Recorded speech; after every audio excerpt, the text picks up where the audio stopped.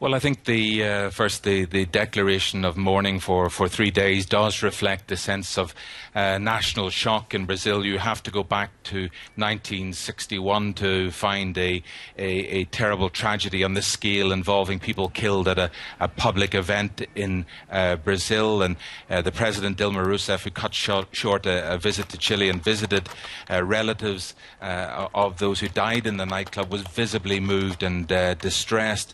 And I think Brazil is essentially rallying round the families at the moment, but questions are being asked. First, about the original incident which sparked the fire, the suggestion that a flare was lit on stage while a band was performing, how that could have been allowed to happen.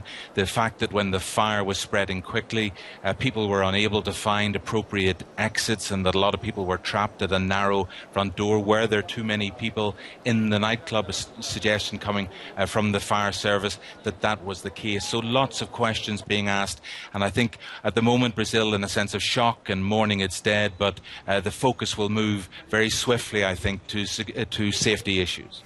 It's clear that there is anger, and we understand that one of the owners of the some of the members of the band that was on stage have already spoken to the police, and they did that partly because they were receiving threats on social networks on the internet. So I think, yes, there is a reaction against those at the heart of this story, and I think the families will want answers to those questions, but I think wider Brazilian society as well, and the authorities are promising to look at all the issues.